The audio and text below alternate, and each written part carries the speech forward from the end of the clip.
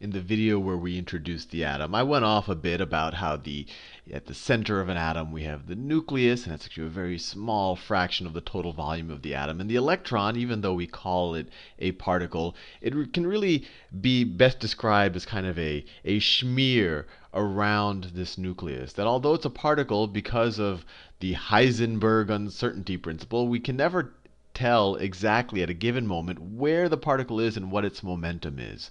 So to describe it as a particle is a little bit, I don't know, at best, it's a little bit strange. And we said that the way that they describe it, they don't say that this particle is in an orbit, like, the planets around the sun. An orbit would be like, like that. That would be like the orbit of Halley's Comet around the sun. Instead, it can be described as a probability function around the nucleus. So if the nucleus is there, we have one orbital, actually the 1s orbital, and we'll talk about that in this video. It'll be a sphere. I felt like saying sphere. A sphere around the nucleus. And actually the sphere has no strict boundary. Whenever you see someone draw it, they're just saying where's 90% of the time the electron going to be, and then they'll cut off a boundary and they'll say, okay, it's going to be within this sphere, and actually it gets denser as you get into the center of the sphere. So if this was a cross section, it would be really dense in the center, and it gets less dense as you go outside, which just means that there's a much higher probability of finding the electron in the 1s orbital near the center than near the outside. Although this boundary point out here is just artificial. You can find the electron pretty much anywhere. It just has a much lower probability out there than in here. But I'll touch on that in more detail in the rest of this video. But I wanted to go back to the Bohr model. And the Bohr model is the kind of, let me write that down, Bohr model. And sometimes it's nice to know it's named after Niels Bohr. And his model of the, and don't think that this guy was some slouch. He was at the cutting edge. And this wasn't even that long ago. This was roughly about 100 years ago. So already we're talking about things that you can, probably dig up research papers in your library not too long ago where people are debating some of these issues. But in the Bohr model, that's the model where he kind of modeled electrons as planets revolving around a star, around the sun. And that model is actually useful, at least it's useful in my brain, to conceptualize the idea of energy state. So if this is an electron around the nucleus, right? It's moving around like in an orbit, and we know, and I want to emphasize, orbits aren't really what happen. Orbitals are what happen, and orbitals are more like probability functions as to where you might find an electron, while an orbit is a very kind of classical mechanical way of describing the path of a classical object, like a planet around the star. I don't want to say the analogy too much. But if you view this model, the idea of energy levels start to make sense. For example, if I have something orbiting, if I have a planet orbiting a star like that, and if it were to have more energy, perhaps its orbit would become more elliptical. Maybe, for some reason I put some more energy into this. I had like a little rocket booster on this planet right now that temporarily put some energy into it. Instead of going down this path, maybe it'll push it this way, and maybe it'll accelerate it a little bit faster, and maybe it'll go like a path something like this. I don't know. I haven't done the math.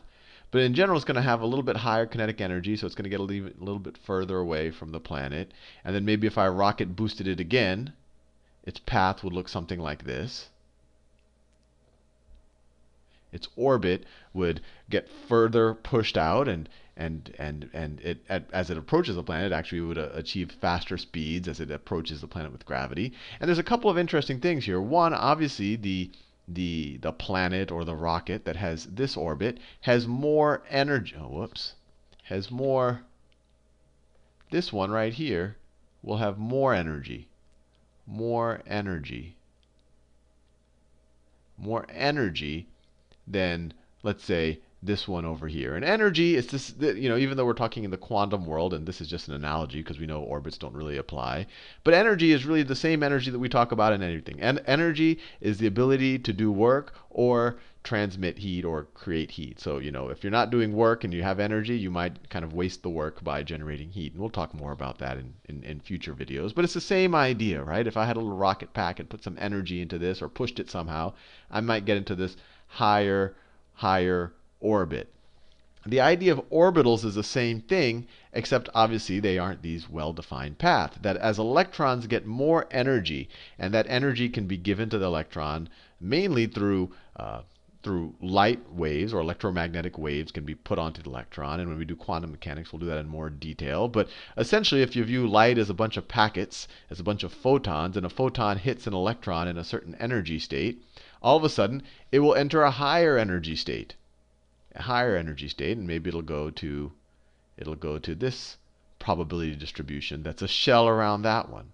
And maybe if after it gets excited, and these are words that you hear physicists and chemists say a lot, but excited just means that energy was put into the electron and it went to a higher energy state.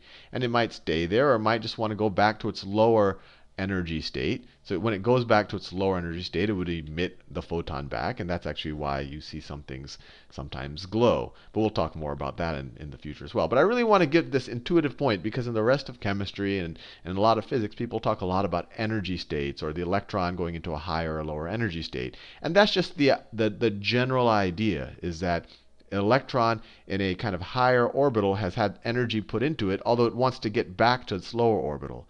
Now you might ask, well, how can an electron stay in a higher orbital? For example, what if an electron just stayed, what if we already had 2 electrons in this orbital over here? And we'll talk a little bit about how the electrons, the different orbitals get filled. But I want to give you the intuition first. Let's say you had 2 electrons that, they're just all over this place. You can't even pinpoint them. And then I were to add a 3rd electron. So you might say, oh, the lowest energy state is this magenta inner sphere that I just drew. Why wouldn't that 3rd electron go there? Well, my intuition is that, well, there's already 2 electrons there, and although the electrons are attracted to the nucleus, because the nucleus has all the positive charge in it and the electrons have all the negative charge, it's repelled by these 2 electrons, because negative like charges repel each other. So it will want to stay away from these 2 electrons. And so it'll go to the next energy state. It'll maybe go into this shell out here.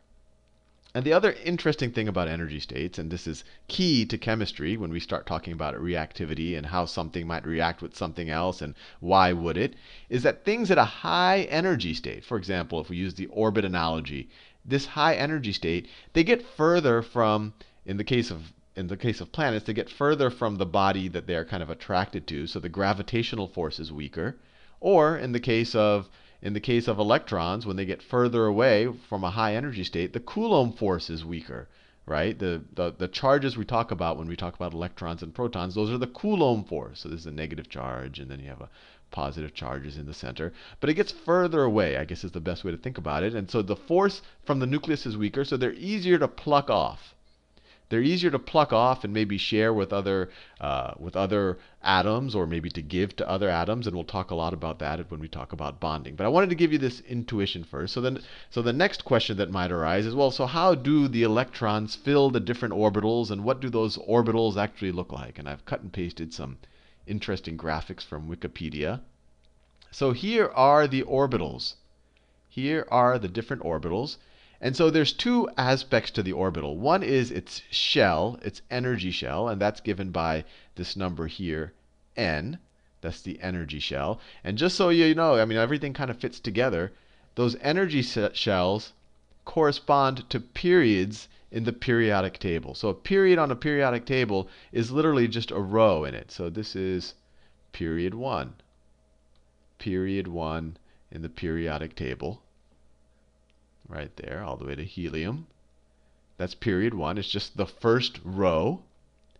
And that means that the elements in that first period, that their electrons will fill the first energy shell. So for example, hydrogen. Hydrogen has 1 proton, and everything we do, we're going to assume neutral atoms. So we can take, we learned in the last video that the atomic number tells you how many protons there are. Right? This is how many protons there are in hydrogen. But if we assume it's a neutral atom, we can say that this is also the number of electrons. So we can use the atomic number also as an indicator of how many electrons in a neutral atom. So this has 1 electron. Where does it go? Well, it's in the first period, so it's going to go into the first energy shell. And so the first electron will go right here in the 1s energy shell. So if we wanted to write the electron configuration for hydrogen, we would write, so hydrogen, the electron configuration is just, it's in the first energy cell at 1s1, and there's only one electron there. And what does that first orbital subshell, that S cell, look like? It's just a sphere. It's actually what I just drew at the top of the videos. It's literally just a sphere, and if I were to draw a cross section of it, it gets denser in the center, and then it gets less dense as you go outside.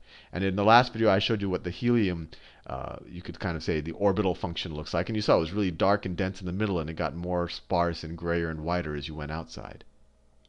So what does helium, what's helium's electron configuration?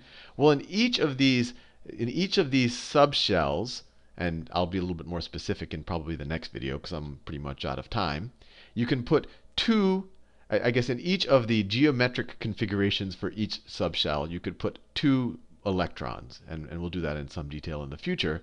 So the configuration for helium is, it's in the first period, so it's 1s2. So in the S subshell within the first period, or the first energy shell, it has 2 electrons there. Fascinating. So what about lithium?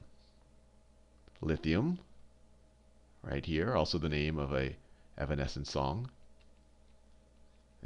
I think it's the name of an Evanescence song because it's used to treat depression, or at least in the past it's been used to treat depression. So, lithium, what is its electron configuration? So the first electron goes into 1s1, the second electron goes into 1s2, and when I say the first or second, I'm saying energy state. So the first electron wants to go into the lowest energy state. That's in the s1. Then the second electron also wants to go there, and 2 electrons can fit in that first energy state, or that first suborbital, or that first shell. So then it becomes 1s2. Then lithium, it fills that first 1s2, it fills the first energy shell and that first subshell, which is the S shape. And so now it has to go to the second energy cell, and that works out relative to what I told you before, because it's in the second period. It's in the second period. The second period is that right there. Right? It's in the second period. So its electron configuration is going to be 1s2, 2 of its electrons filled just the way helium filled, and then its third electron will be 2s1. So that's its electron configuration. What do I mean by 2s1?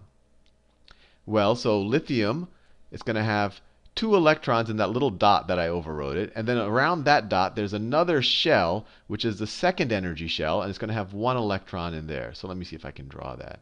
So it's going to have one probability, I guess, sphere where the first 2 electrons are going to reside, and if this is a cross section, that third electron is going to reside in a probability shell around that. When I draw these, that's not like the electron is exactly there, the orbital. I'm just drawing where kind of you're just doing a cutoff where it's this 90% chance of finding the electron. The electron could show up there or there or there, but this would be a very low probability, while right here would be a very, very high probability. Anyway, I'm out of time in this video. I'm going to continue this discussion in the next video, and I'll start talking about the more bizarro shapes that the orbitals can take on, and maybe give you a little intuition on why these shapes aren't really that bizarro.